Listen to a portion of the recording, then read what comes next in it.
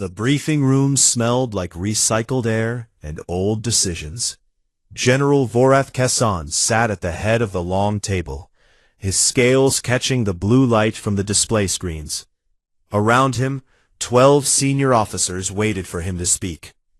He did not speak. He was looking at a number. 12,000.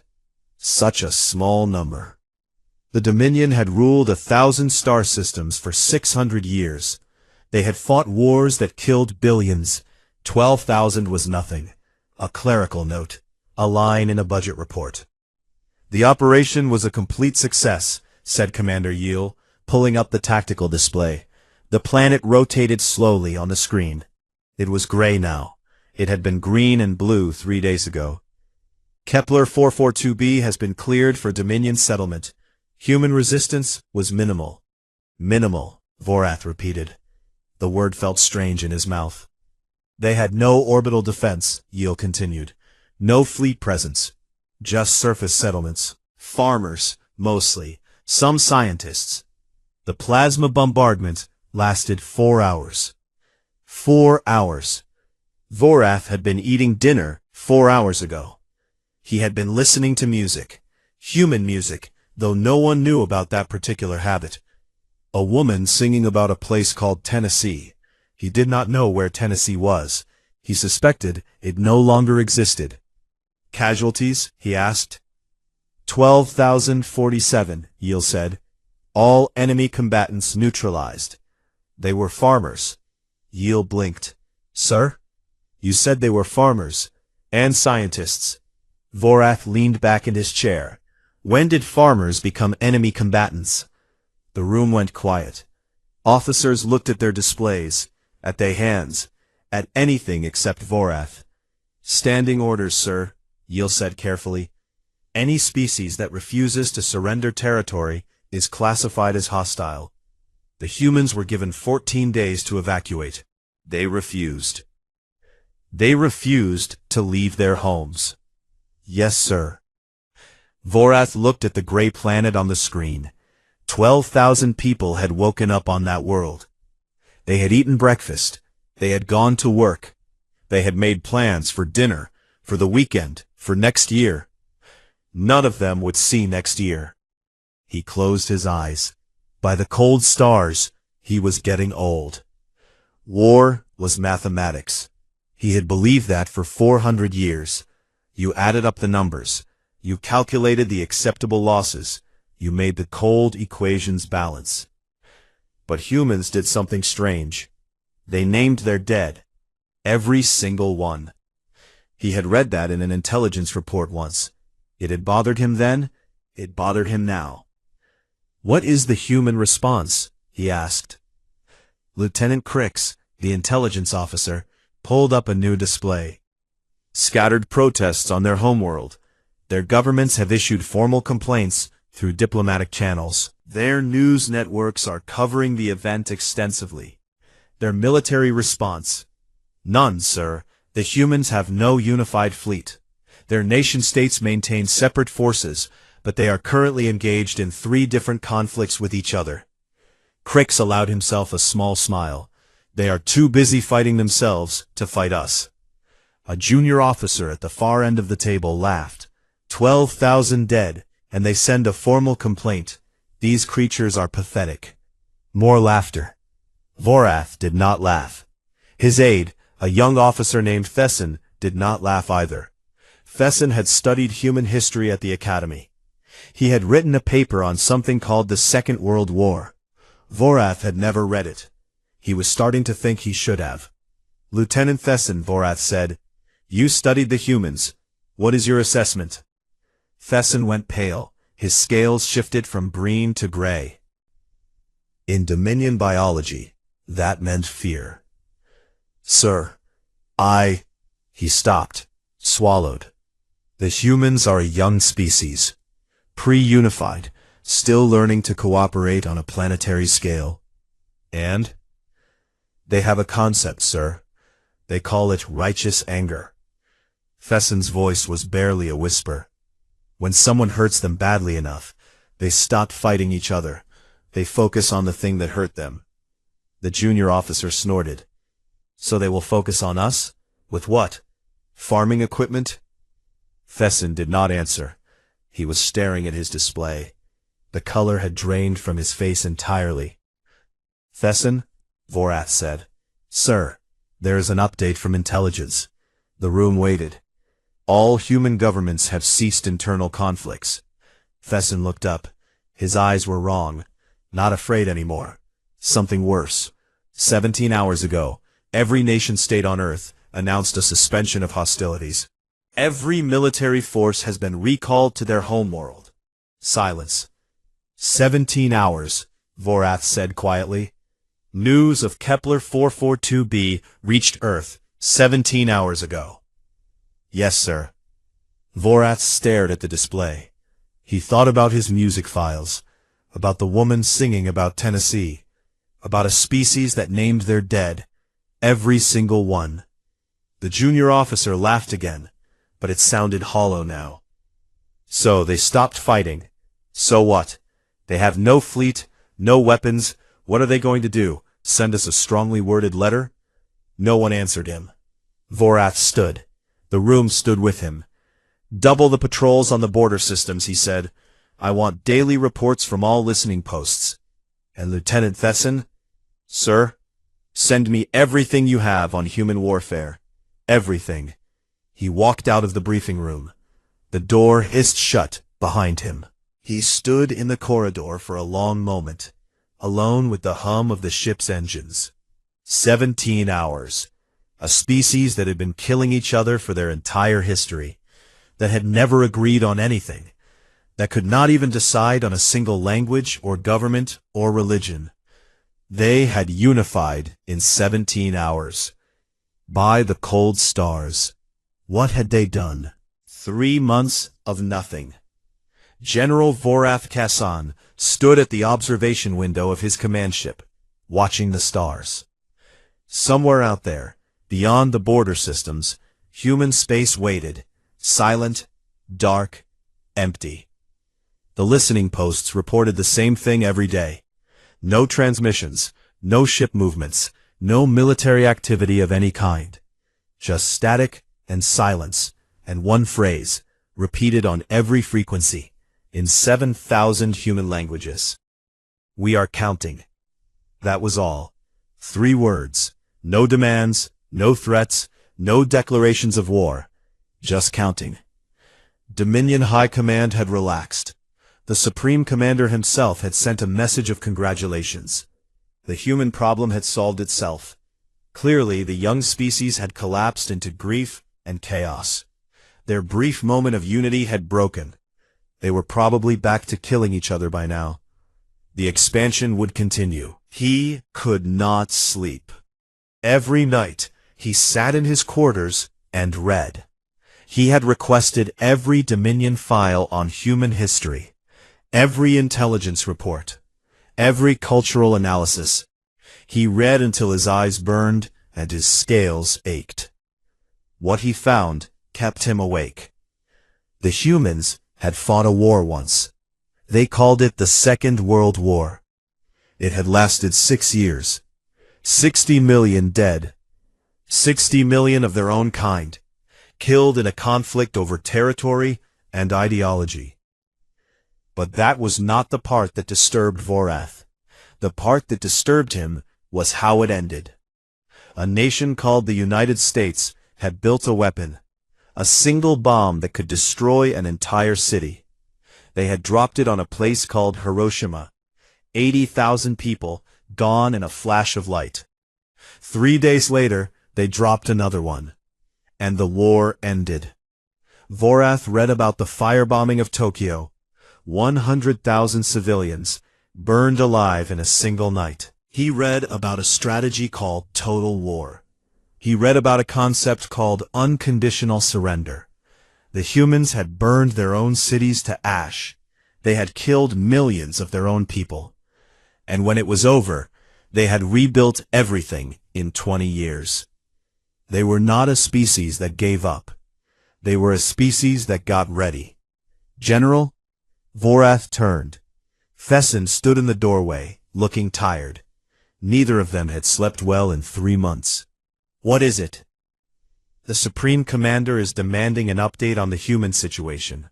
He wants to know why you are still requesting additional patrols. Vorath turned back to the window. Tell him the humans are preparing. Preparing for what, sir? Our intelligence shows no military buildup, no fleet construction, no weapons development. Our intelligence is wrong. Thesson hesitated. Sir, with respect, we have sensors throughout their space. We would detect any significant activity. Would we? Vorath picked up a datapad from his desk. The humans built nuclear weapons in less than 4 years. They did it in secret. Their own people did not know until the bombs fell. He set the pad down. They called the project Manhattan. 200,000 workers, 3 years, complete secrecy. That was primitive technology, sir. We would detect. We detected nothing on Kepler 442b. 12,000 people lived there. Farms, children, schools. Vorath's voice was quiet. We knew nothing about them until we killed them. Thesson said nothing. The humans are quiet, Vorath continued. They are not broken. They are not grieving. They are working. He turned to face his aide. Do you know what humans call the period before a counterattack? Thesson shook his head. They call it getting their house in order. Somewhere in the ship, an engine hummed.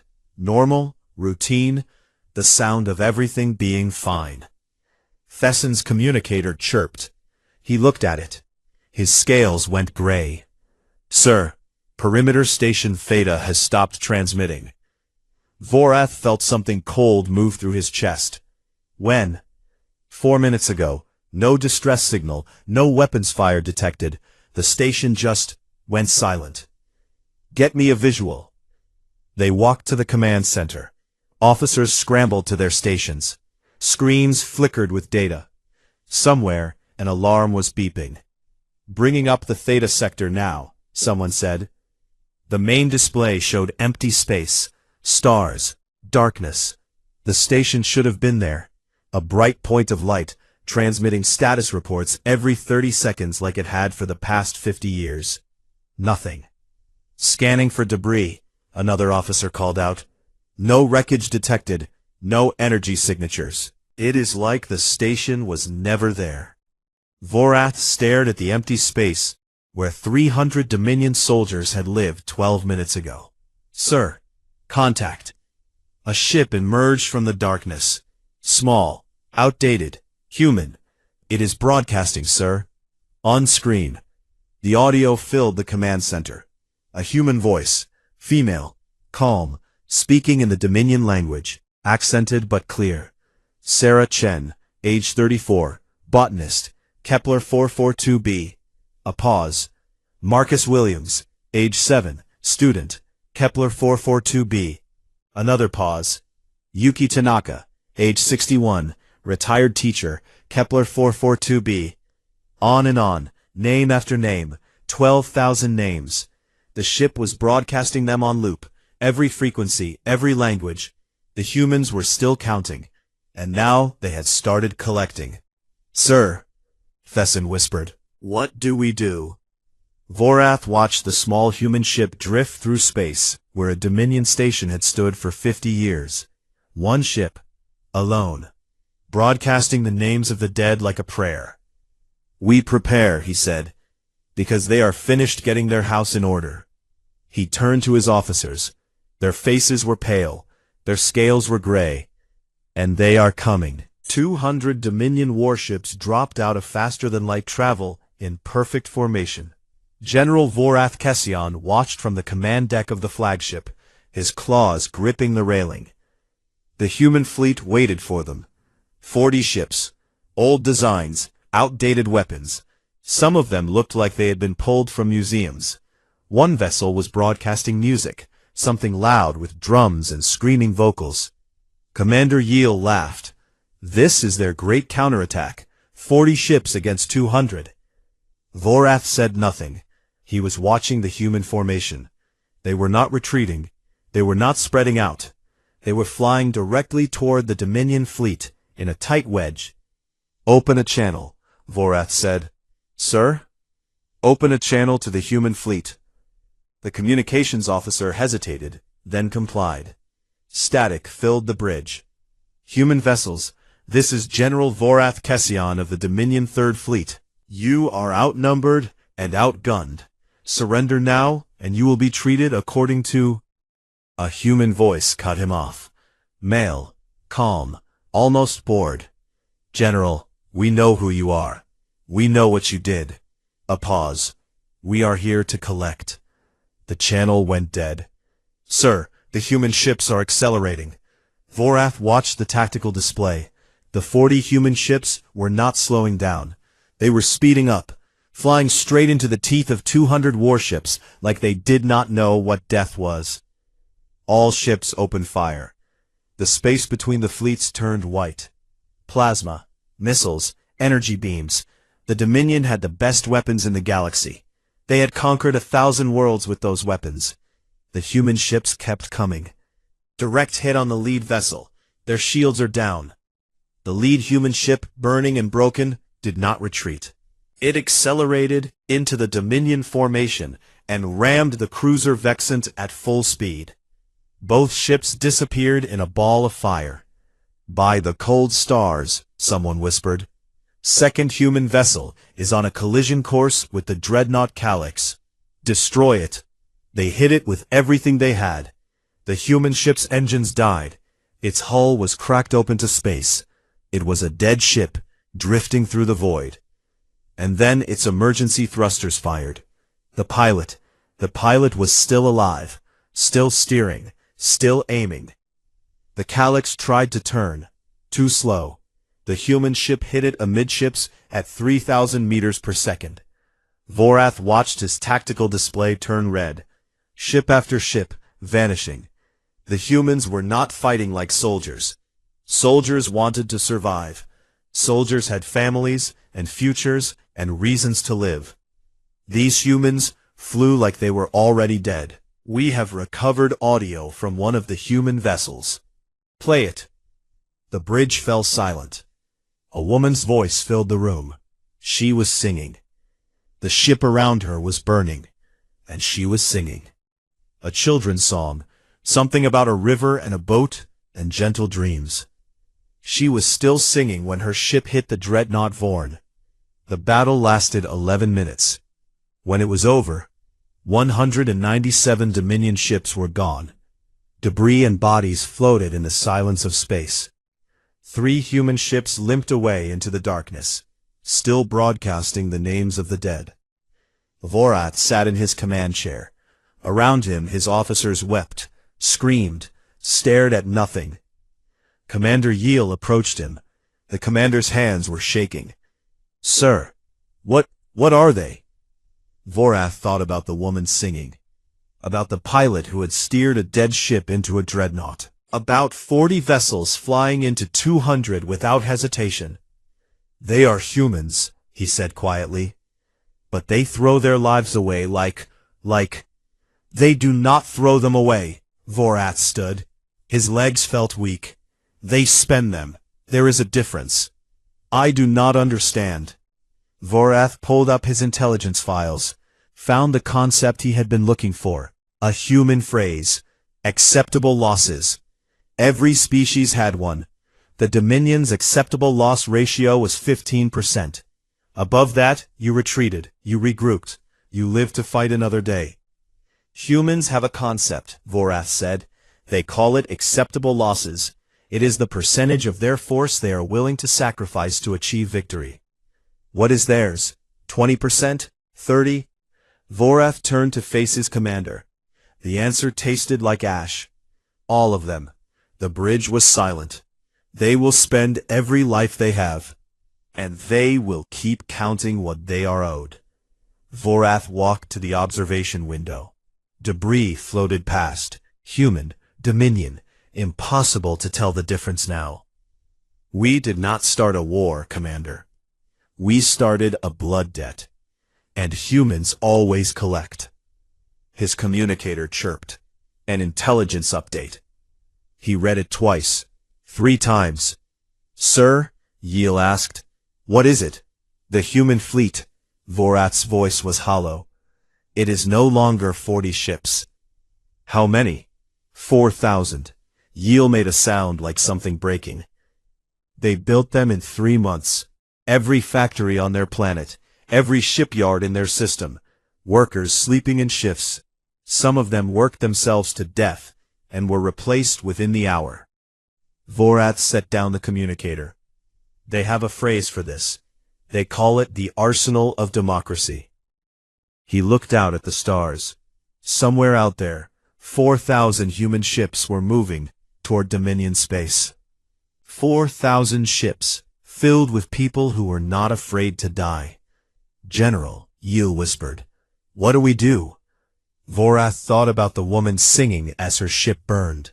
We start counting our own dead, he said, because they are just getting started. The Dominion homeworld had not seen a full military conclave in 1,200 years. The last one had been during the Hurrix Rebellion, when a slave species had tried to overthrow their masters.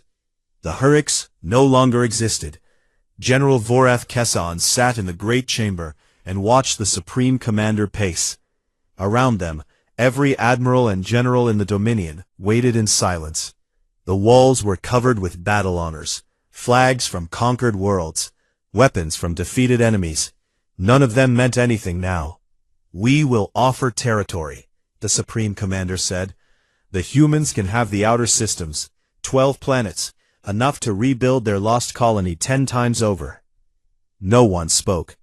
We will offer reparations, minerals, technology, whatever they want. The Supreme Commander stopped pacing. We will even offer an apology, a formal acknowledgement of regret. Still, silence.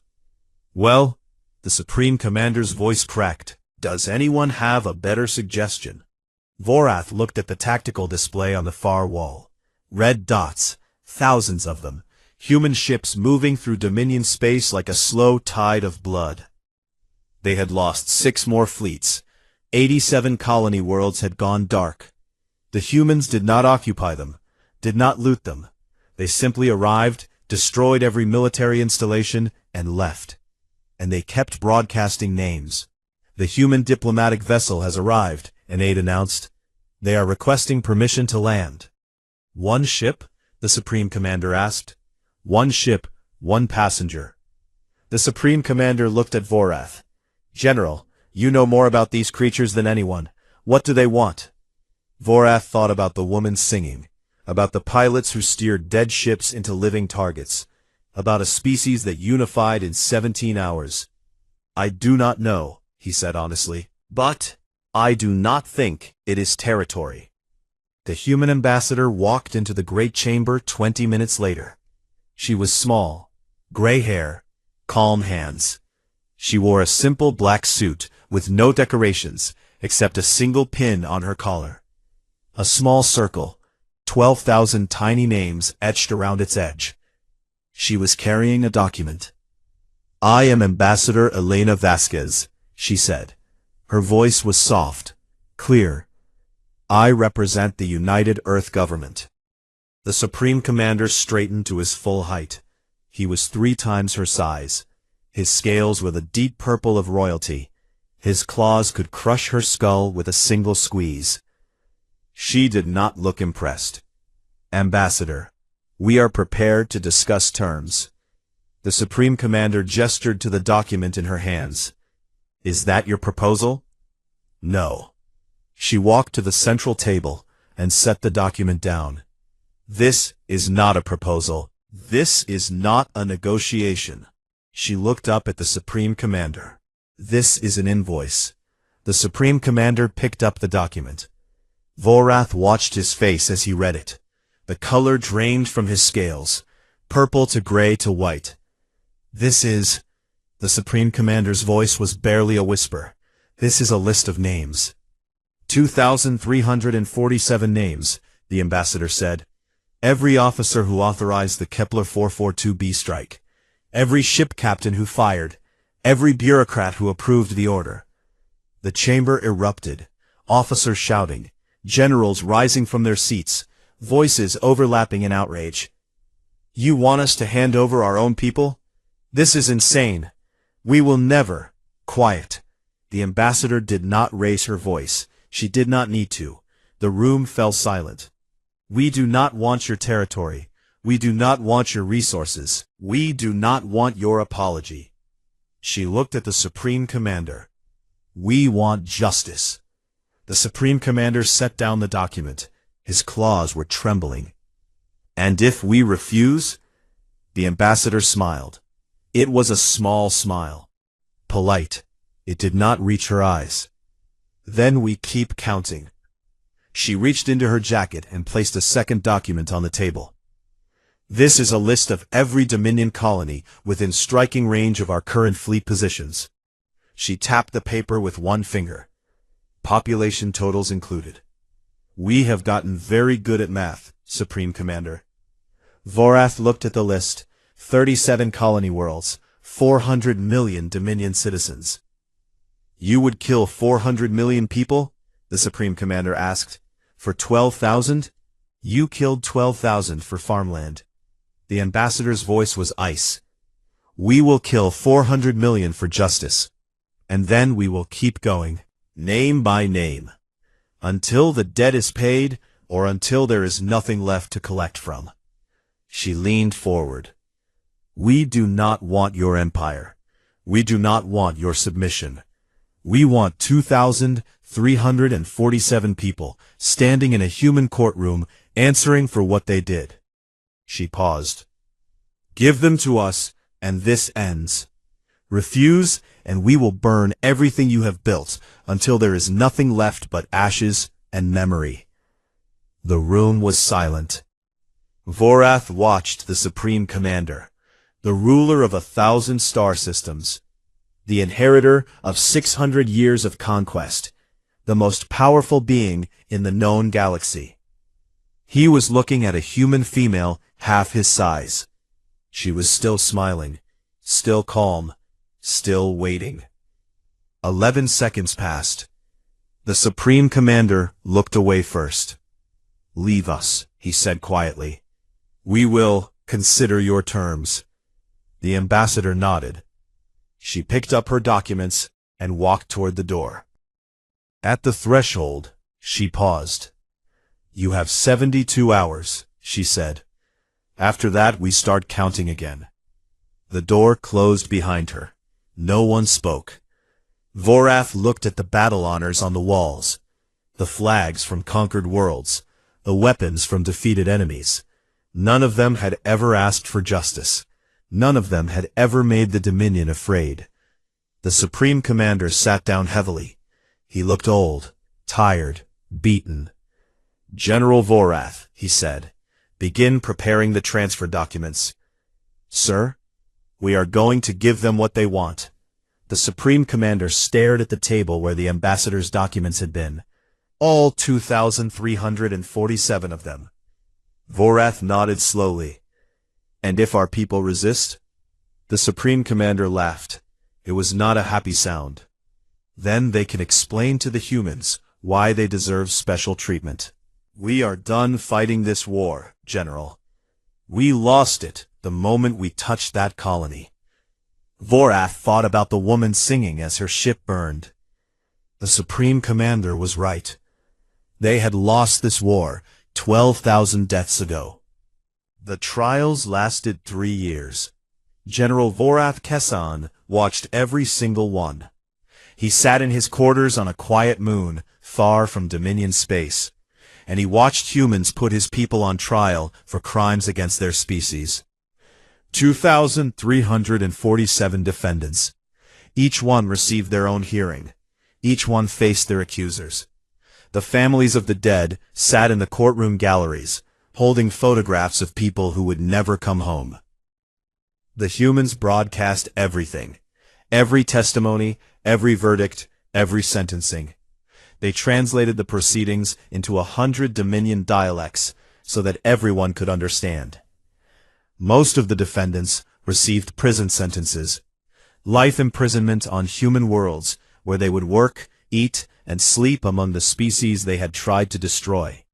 17 were executed. The humans did that publicly too.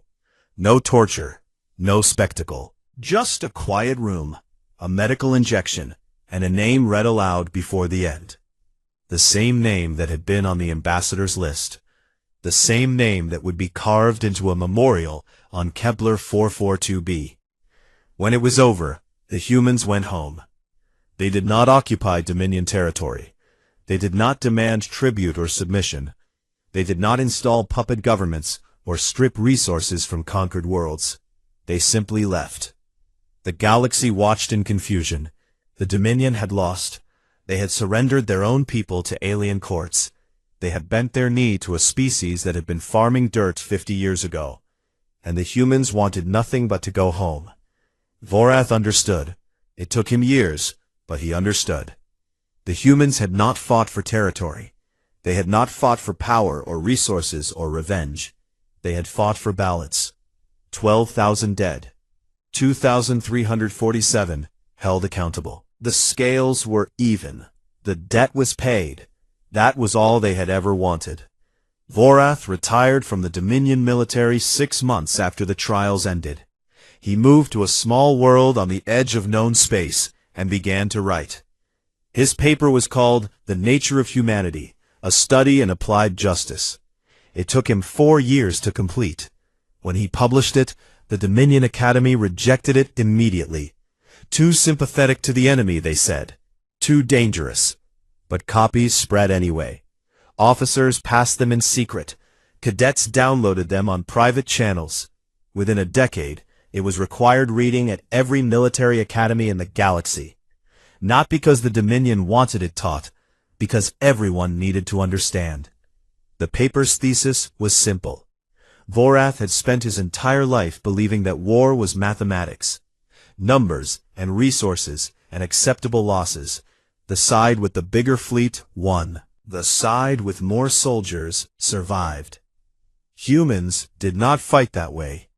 Humans had a concept that no other species possessed.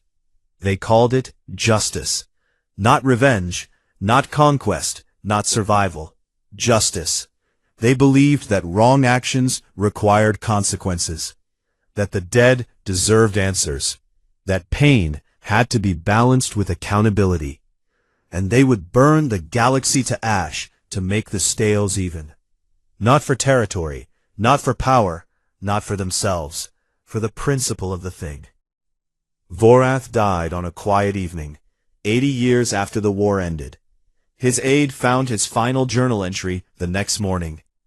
We made a mistake. We looked at the humans and saw a young species, weak, divided, fighting themselves over scraps of land and ideology. We did not understand. They fight each other because they can afford to, because they are strong enough to survive their own conflicts, because their wars make them harder, sharper, more dangerous. When something external threatens them, when something kills their children, destroys their homes, names itself their enemy, they stop, they count their dead, and they come for you. Together. Every single one. We thought we were predators. We had ruled 1,000 worlds. We had crushed 100 species. We had never lost a war. We had never faced humans. Now we know the truth. There are predators in this galaxy, and there are humans. Learn the difference. 100 years after the war, a young Dominion officer named Kella sat in a military history class. The instructor was old, a veteran of the border conflicts, a student of Vorath's writings. Today we study the human war, the instructor said. Can anyone tell me why no species has attacked human space since the Kepler conflict? No one raised a hand. The instructor pulled up a recording, an old file, grainy and worn. A human woman with gray hair and calm hands, standing in a Dominion council chamber. We have gotten very good at math, the recording said. The instructor paused the playback. The humans are not aggressive. They do not want war. They do not seek conquest or expansion. They are content to farm their worlds and raise their children and live their small lives. She looked at the cadets. But they remember. They name their dead, every single one. And if you give them a reason, She let the silence stretch. They will count what they are owed, and they will collect. No matter how long it takes, no matter how many of them die, no matter what it costs. Kella raised her hand. Instructor, what should we do if we encounter humans? The instructor smiled. It was not a happy smile. Trade with them. Talk with them. Learn their music and their stories, and their strange little customs. She turned off the recording. Make them your friends. Make them your partners. Make them anything except your enemies. And if we fail? The instructor thought about Vorath's writings, about a woman singing as her ship burned, about 12,000 names broadcast on loop across the stars.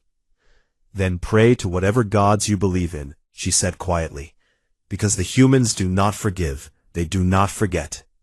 She looked at the cadets, young faces, eager faces, faces that had never known war. They balance the scales, she said, always. Kella looked at the frozen image of the human ambassador on the screen. A small woman, gray hair, calm hands. The most terrifying thing she had ever seen. Class dismissed, the instructor said. Remember the lesson. Kella would remember it for the rest of her life.